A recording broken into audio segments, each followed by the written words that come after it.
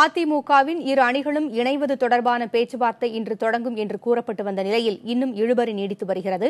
இதற்கான காரணம் என்ன என்பது குறித்து நமது செய்தியாளர் ஸ்டாலின் மற்றும் சுபாஷ் ஆகிய இருவரிடமும் கேட்கலாம். ஸ்டாலின், அதிமுகவினுடைய இரு அணிகளும் இணைவதற்கான பேச்சுவார்த்தை தொடங்குவதில் இவ்வளவு இழுபறி நீடிக்க என்ன காரணம்?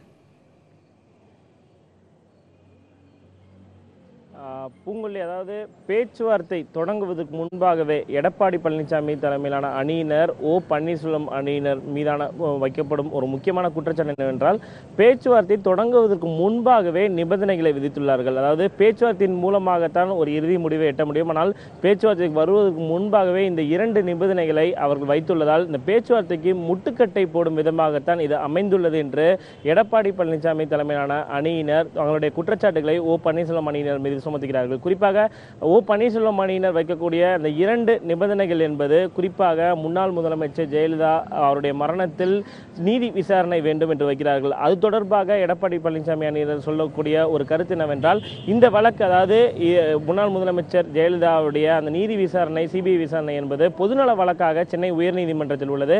சென்னை உயர்நீதிமன்றம் என்ன உத்தரவை பிறப்பித்தாலும், அது சிபிஐ விசாரணையாக கூட இருந்தாலும் கூட அதனை முழுவதுமாக கேட்பதற்கு தமிழக அரசு தயாரான நிலையில் தான் உள்ளது என்று எடப்பாடி பழனிசாமி தலைமையிலான அணியினர் தெரிவிக்கிறார். அது மட்டுமல்லாமல் சசிகலா மற்றும் அவருடைய குடும்பத்தை முழுவதுமாக கட்சியிலிருந்து நீக்க வேண்டும் என்று தெரிவிக்கிறார்கள். அதாவது பன்னீர்செல்வம் அணியை சேர்ந்த அந்த குழுவின் தலைவராக உள்ள KP முனுசாமி கடந்த சில நாட்களுக்கு முன்பாக 30 பேர் கொண்ட சசிகலா குடும்பத்தினர் கட்சியில் இருப்பதாக தெரிவித்துள்ளார்.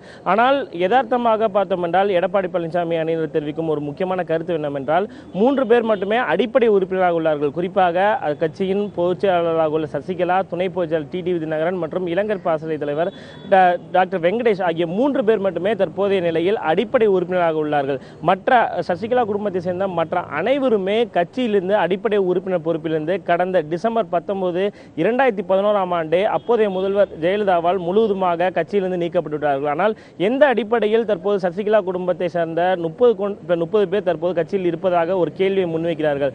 குறிப்பாக, அதாவது சசிகலா குடும்பத்தை பொறுத்தவரை பார்த்தோம் என்றால் அதிகார மையங்களாக இருப்பதாக ஒரு தகவல் இருந்தாலும் கூட அடிப்படை உறுப்பினராக இந்த 3 பேர் தவிர யாரும் இல்லை. ஆனால் இந்த இரண்டு நிபந்தனைகள் என்பது அவர்கள் தரப்பில் வைக்கப்பட்டாலும் அதனை கேட்பதற்கு பேச்சுவார்த்தை மூலமாகவே இறுதியான ஒரு முடிவு எடுக்க முடியும். ஆனால் பேச்சுவார்த்தைக்கு வருவதற்கு முன்பாகவே இந்த நிபந்தனைகளை நிறைவேற்ற வேண்டும் என்பது எந்த அடிப்படையில் நியாயம் என்று இவர்கள் தரப்பில் வைக்கக்கூடிய ஒரு முக்கியமான கருத்தாக பார்க்கப்படுகிறது.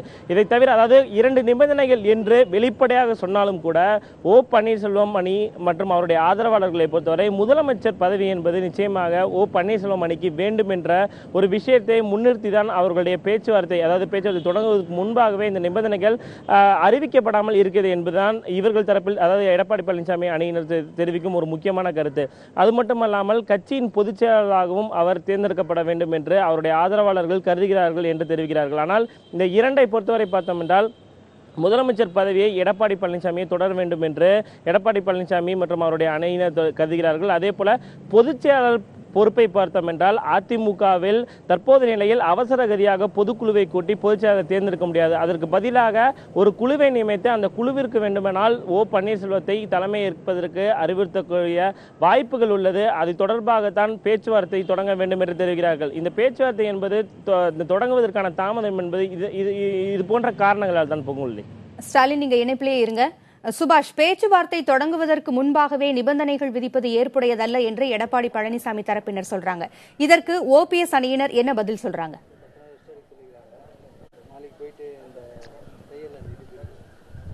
நிச்சயமாக பொங்குழலி, அதாவது அவர்கள் என்ன சொல்கிறார்கள் என்றால், தொடர்ச்சியாக அவர்கள் இரண்டு பிரதான கோரிக்கைகளை முன்வைக்கிறார்கள்.